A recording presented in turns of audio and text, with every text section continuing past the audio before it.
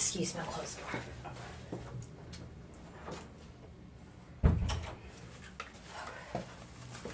Okay, how are you doing today? Good. Doing pretty well? Okay, well, we finished up last time with the role play. Okay. With you trying to have that conversation with Andrew, correct? So I thought maybe we could talk a little bit about that role play, if it's okay with you. So take a minute and kind of put yourself back in that state of how you felt while you were having that conversation. Okay. Maybe what you were thinking, and maybe you can tell me a little about that. I guess the feeling I get is more of betrayal. Betrayal. Okay. Yeah, I just kind of felt like I was betrayed, kind of like a slap in the face. You know, I just felt really slighted. And then I guess in a sense too, from a management standpoint, felt like it was something I couldn't handle, or you felt like I couldn't handle it because he didn't come to me appropriately, or he didn't handle it with me. So I guess for me, the biggest piece I feel in terms of the whole thing, I felt slighted. Slighted, and slighted. When you say slighted, is that when you mean betrayed? Yeah, you know, I just felt like, it was a slap in the face. Just like you could have just handled it differently. You wish that he would have come and at least attempted to work things out with you. Correct. Before doing that jumping rank, since you've always had this open rapport. There you go. Thank you. Okay. Yeah, you can come to me about anything else. You can come to me when you need scheduling issues, you know. You can text me about that kind of stuff. But then I open up my door, we sit down and we have our conversation and we come up with something, but you leave and do something else. I don't, you know, I felt really betrayed. Because I felt like we talked about one thing and then you went behind me and did something totally opposite. You know, if that was your intentions, then we didn't need to talk. What we wasted our time talking for? Okay, yeah, I can understand. So, in feeling betrayed,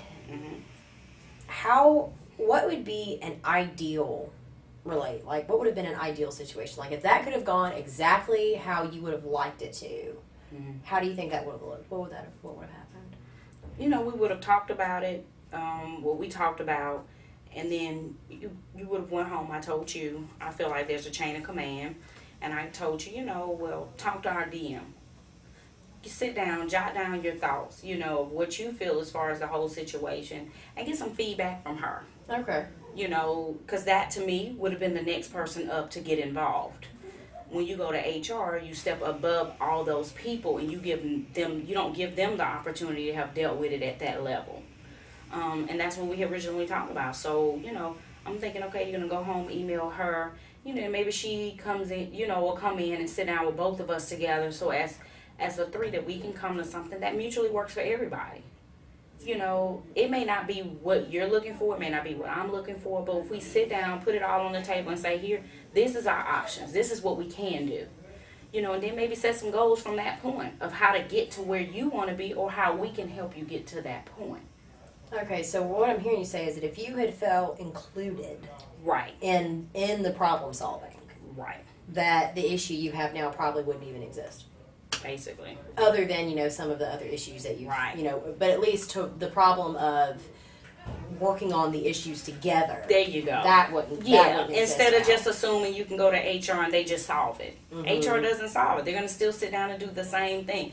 So it's almost like you want to skip a step that has to still be done.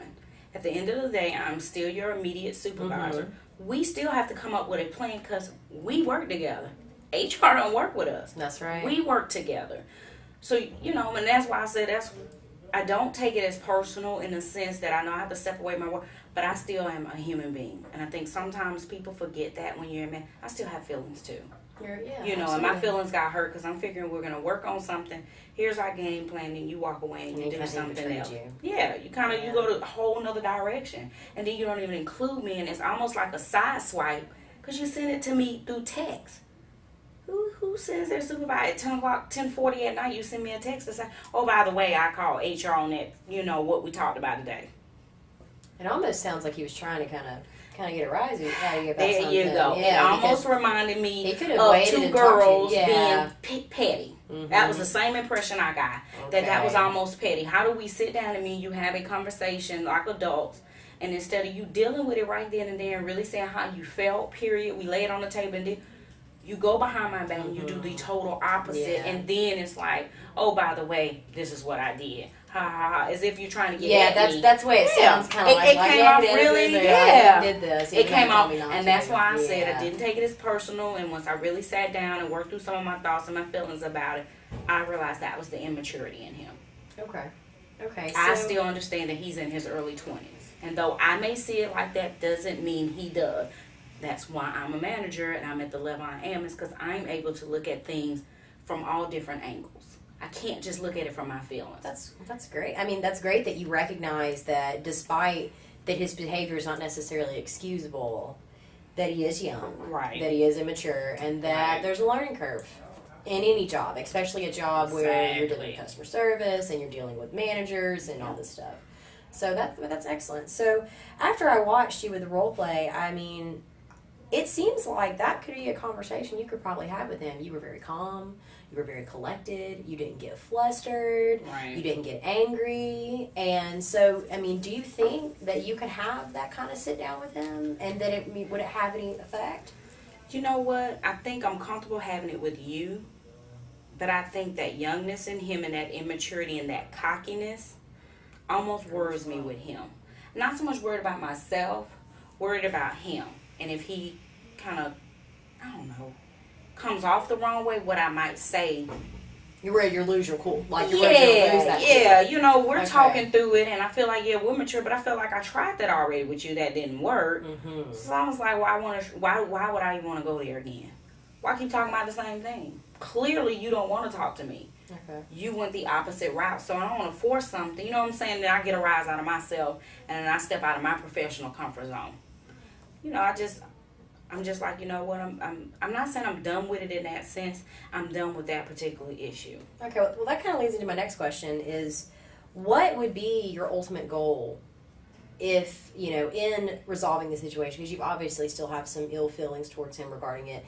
If you did try to do anything about the situation, like what do you think would be the ultimate goal to come out of it? Like the end result? I don't know. It probably would be for him to see the part he plays. Okay. Recognize his responsibility. Yeah, right.